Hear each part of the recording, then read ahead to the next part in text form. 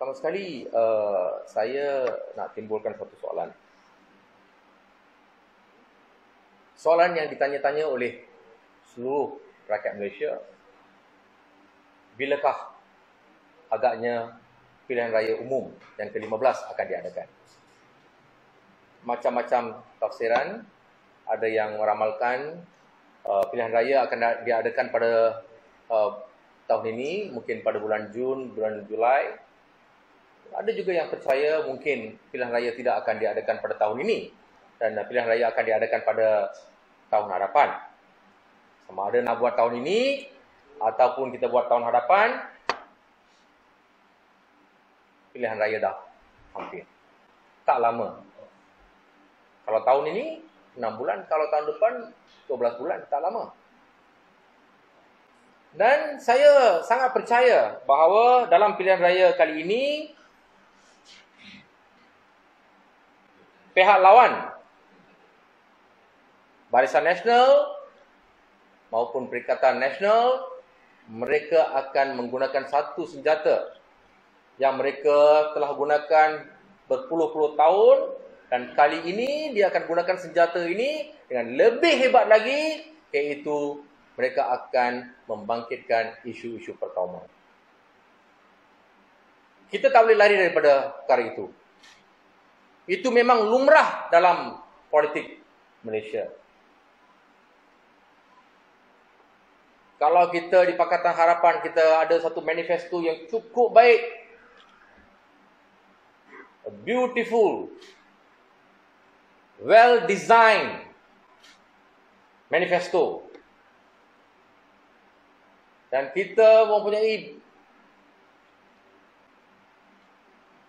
macam-macam program yang kita buat.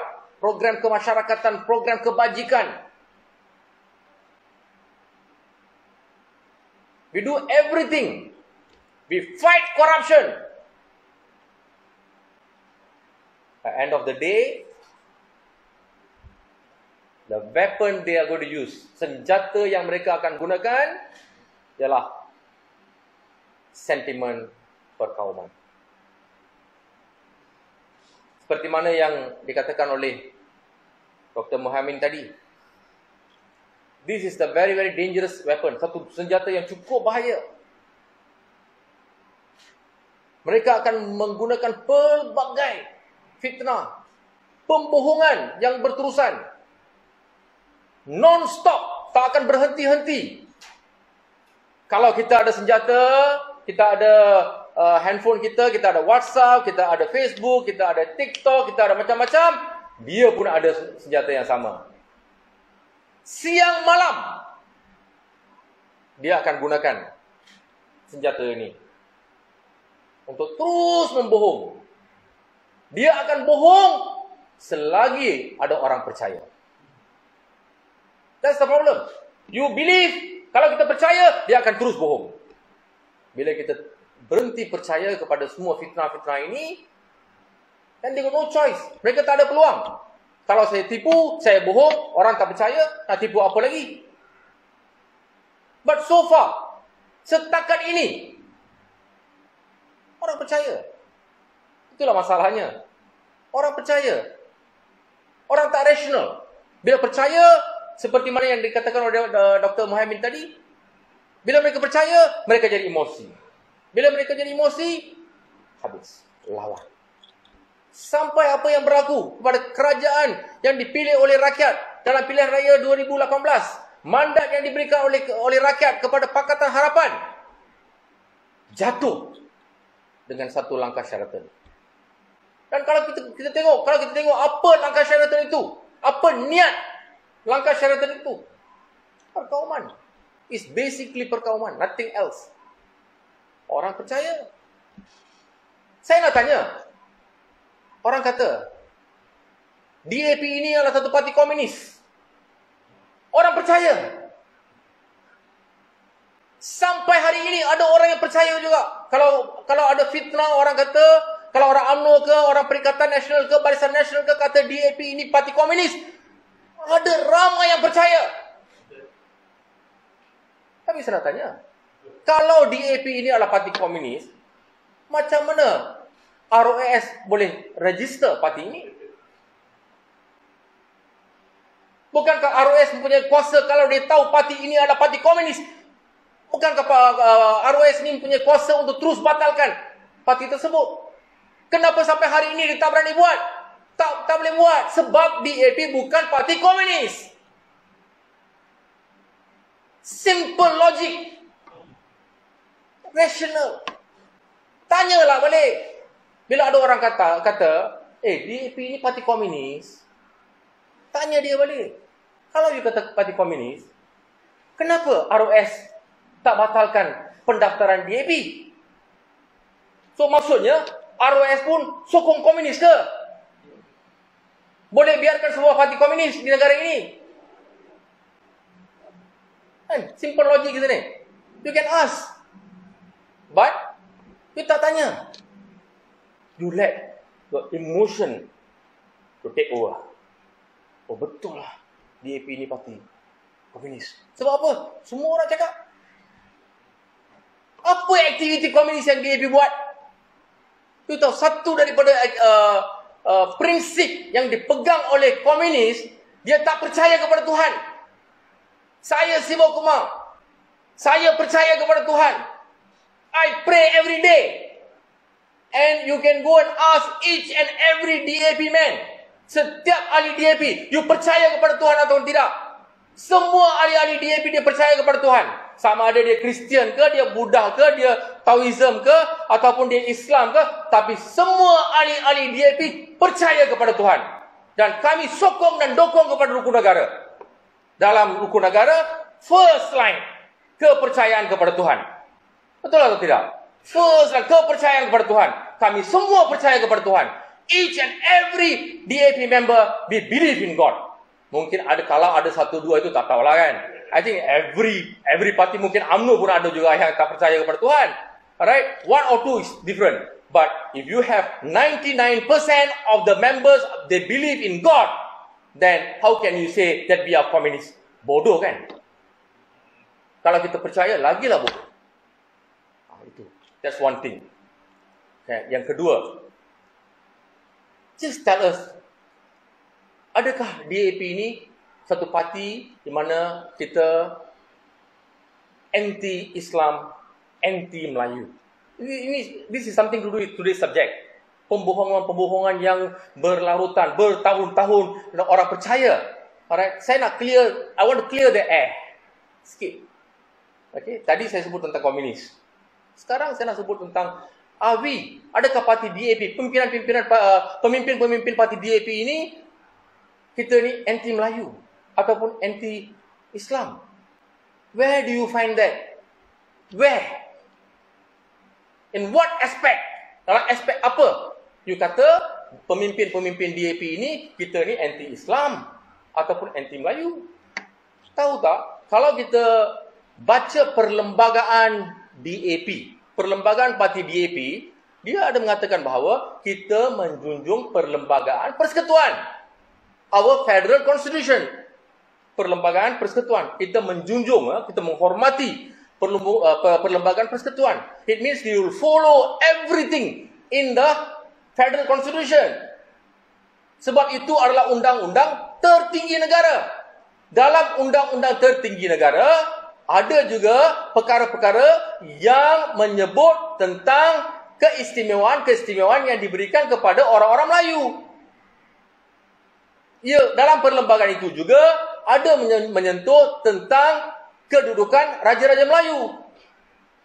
Dalam perlembagaan itu juga ada menyentuh tentang agama Islam, kedudukan agama Islam. So, bila DAP menjunjung perlembagaan, maka dia terimalah semua ni. Simple as that. Kita tak pernah lawan.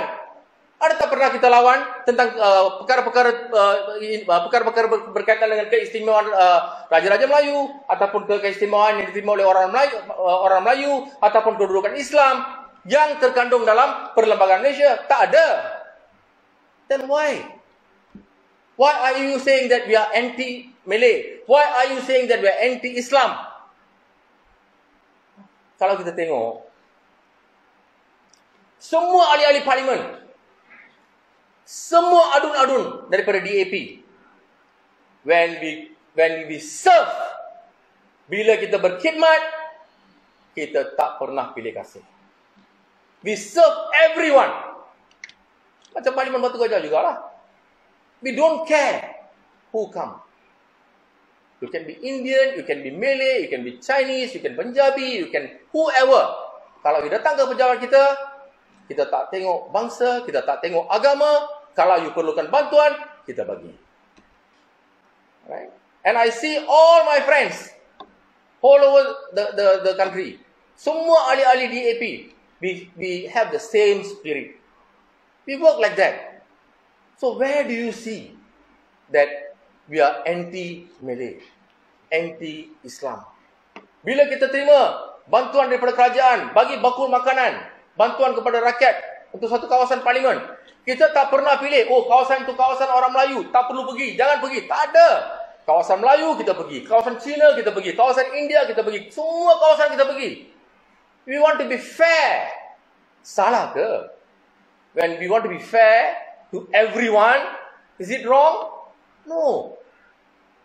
Dan saya juga nak beritahulah, okay, semua ini ditimbulkan oleh pihak lawan, oleh UMNO, oleh PAS, oleh Bersatu dan semua parti-parti yang bersama dengan mereka, semata-mata untuk mereka nak terus berkuasa. That's all. They want to be in power. Mereka nak berkuasa. So easiest way, tak perlu berkhidmat, tak perlu tolong rakyat, boleh berrasuah, boleh buat apa-apa. Then last senang saja main sentimen perkauman. Hantam itu, hantam ini, burukkan DAP, burukkan semua parti-parti bersama dengan DAP, habis, hancur. Orang percaya dengan semua fitnah-fitnah ini, habis. That's all they want. Then they come to power, they will do everything. Saya rasa pelik. Saya rasa cukup pelik apabila hari ini saya tengok ada orang boleh terima Najib Tun Razak, kleptokrat. Okay? Yang sudah masuk mahkamah sudah jatuhkan hukuman. Whole world knows about him. Hari ini, wah, orang boleh tepuk, orang boleh kata, oh bosku. Apalah, orang ada otak ke tak ada otak? I'm really confused looking at this type of people. After, selepas mahkamah sudah jatuhkan hukuman, and the whole world knows about him. Yet, you can accept him. You want him to come back? You want him to become the Prime Minister again? You want him to create another big empire of kleptocrats in this country? That's what you want? Or you want a clean, kita perlukan satu kerajaan yang bersih, yang lawan rasuah, yang mau jaga kebajikan rakyat. All this will be lose just because of one thing, sentimen perkauman. Just that enough. That's one weapon they're using now. They know we can do anything in this country. Finally, when we use this, people will believe us, and then they will vote for us, and we will win, we will come to power again, and we will do whatever we want to do. Kita boleh buat apa saja kita mau buat. Sebab orang akhirnya akan percaya kepada segala pembohongan-pembohongan yang kita buat. That's what they know. And that's what happened in Melaka. That's what happened in Sabah, Sarawak. And next is Johor. If the rakyat Johor tertipu dengan semua pembohongan-pembohongan ini, and you vote for this type of people, who can save this nation? Siapakah yang boleh selamatkan negara ini? Please, think very carefully. Don't let our emotion to win us. Be rational. Be rational. DAP bukanlah parti perkauman. DAP bukanlah parti komunis. DAP bukanlah parti anti-Melayu. DAP bukanlah parti anti-Islam. Kalau kita tengok semua negeri-negeri lain di bawah, di negeri Selangor dan juga negeri Pulau Pinang, peruntukan untuk agama Islam. Kalau kita bandingkan sebelum Pakatan Harapan, masa zaman Barisan Nasional, dengan sekarang, dulu lebih atau sekarang lebih? Make a comparison. Ini rational. Don't go on emotional. Minta, tengok figure. Dulu masa Barisan Nasional, berapa Barisan Nasional bagi? UMNO bagi berapa? Sekarang di bawah Pakatan Harapan. Pakatan Harapan bagi berapa? Compare. Tengok siapa yang buat lebih. Barisan buat lebih ataupun Pakatan buat lebih. That is rational. Kalau Pakatan Harapan ini anti Melayu, kalau anti Islam, dia tak akan buat. Dia tak akan peduli. Dia tak akan buat. Tapi bila dia buat lebih, then you call them racist lah, you call them anti-Islam lah. That is not logic, isn't it? Fikir betul-betul. Macam kawasan Parlimen Batu Gajah. Okay? Semua masjid-masjid dan semua surau-surau di kawasan Parlimen Batu Gajah, kita bagi peruntukan. Setahu saya tak tinggalkan mana-mana satu surau, tak pernah tinggalkan mana-mana satu masjid. Masa kita berkerajaan dan sampai sekarang. Kita bagi semua. So how can you say that we are anti-Islam? Alright? Anything that you ask, if you can, kalau kita boleh buat, kita boleh bantu, kita bagi. For all lah. Kita nak agihkan secara adil. Kalau tak nak bagi, boleh. Tapi kita tak buat. Kita bagi. Begitu juga untuk kawasan-kawasan orang Melayu. Ada masalah, pasukan Pusat Khidmat Parlimen Batu Gajah turun, bantu. Kita tak tengok, oh ini orang Melayu, tak boleh tolong. Mana ada macam itu? Tak pernah. Saya bersama-sama dengan tim saya, tak pernah kita lihat macam itu. We don't even talk about that. When people in difficulties, ada masalah, sebagai wakil rakyat, sebagai sahabat-sahabat saya yang membantu Pusat Khidmat Parlimen Batu Gajah, kita terus turun, kita akan bantu. Apa yang kita mampu boleh buat untuk mereka. That's what we are doing. Alright? And I believe everywhere we are doing the same thing. I can assure, saya boleh beri jaminan kepada tuan-tuan dan puan-puan bahawa parti DAP ini adalah parti yang adil, parti yang mahu membantu seluruh rakyat Malaysia tanpa mengira agama, bangsa dan juga pemahaman politik. Actually, in my kawasan Parlimen Batu Gajah, we don't even bother about that, pahaman politik. You know, ada NGO tertentu yang mungkin pahaman politik dia lain. Tapi bila dia datang kepada Pusat Khidmat untuk minta bantuan apa-apa, kita bagi. You know, that is different. Masa pilihan raya, kita lawan. Ideologi dia lain, ideologi saya lain, kita lawan.